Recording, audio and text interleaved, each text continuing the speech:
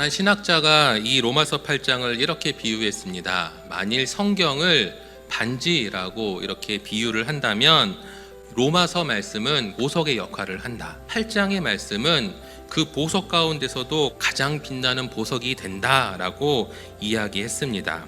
그런데 하나님의 은혜만 가득한 이 말씀에 그 내용 하나하나를 우리가 살펴본다면 은혜와는 전혀 어울리지 않는 그런 말들이 등장합니다. 누가 우리를 대적한다고 이야기합니다. 누가 우리를 고발한다고 한답니다. 누가 우리를 정죄한다고 한답니다. 그리고 우리를 그리스도의 사랑에서 끊어놓으려고 한다고 지금 이야기합니다. 왜 이 보석 같은 말씀에서 이런 무시무시한 말들이 등장하게 될 것인가? 구원, 이 승리, 이 은혜를 사단이 싫어하기 때문입니다. 사단은 왕노릇하고 싶어서 부단히 노력하고 있는 것입니다. 사단은 사실 싸워봤자 이기지 못하는 하나님께 덤비지는 않습니다. 대신 싸워서 이길 만한 대상을 향해서 덤비는데 그 대상이 바로 우리들인 것이죠. 이 사단이 어떤 방법으로 우리에게 싸움을 걸까 한번 한 가지씩 살펴보도록 하겠습니다. 31절 말씀에 누가 우리를 대적하리요? 라고 이야기하고 있습니다. 그런데 이런 싸움은 누가 더 힘세냐에 따라서 결판이 납니다. 우리가요 사단보다 힘이 무척이나 약합니다. 사단은 우리보다 100배 1000배 힘이 셉니다. 그렇지만 우리가 그렇다고 해서 사단한테 맞고 징징거리면서 다니지 않을 수 있는 이유는 하나님이 우리 편이시기 때문에, 하나님이 절대적으로 내 편에 계셔 주시기 때문에 우리는 싸울 필요도 없이 승리를 얻은 그런 사람들이라는 사실을 기억하시기 바랍니다. 33절에는 누가 우리를 고발한다고 합니다. 그리고 34절에는요 누가 우리를 정죄한다고 합니다.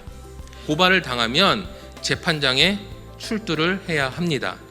내가 평소에 정말 잘 살았으면 아무런 거리낌 없이 법정에 나갈 텐데 우리가 저지른 죄들이 있습니다. 재판장 자리를 딱 봤더니 거기 계신 분이 하나님이신 것입니다. 우린 그럼 그렇게 생각하죠. 아, 이제 죽었구나.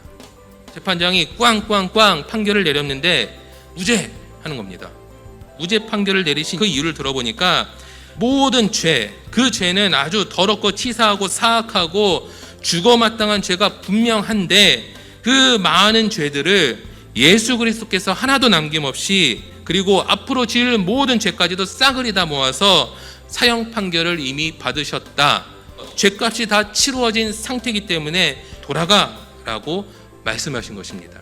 그렇기 때문에 모든 고소는 예수 그리스도를 말미암아 반드시 실패로 끝날 수밖에 없는 것입니다. 마지막으로 힘으로도 안 되고 법으로도 안 되면 뭘로 싸워야 될까요? 사단은 관계로 싸움을 겁니다. 고통과 불행과 상실과 많은 어려움들이 그리스도의 백성들을 그분의 사랑에서 끊을 수 있습니까?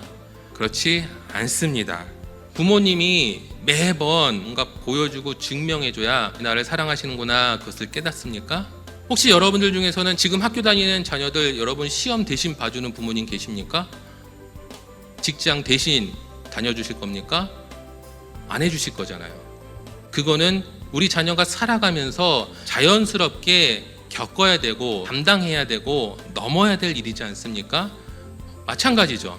하나님이 나를 도와주시지 않으면 하나님은 나의 부모님이 되지 않으십니까? 내가 이겨야 될 이 과정을 다 하나님 보고 대신해달라는 그런 이야기입니다.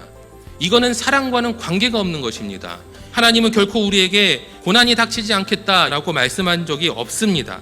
대신 항상 함께 하겠다. 그 사랑에서 끊지 않겠다. 우리와의 관계를 증명해 주시면서 결국에는 승리할 거니까 너가 잘 이겨나가라 라고 우리에게 말씀해 주는 것이죠.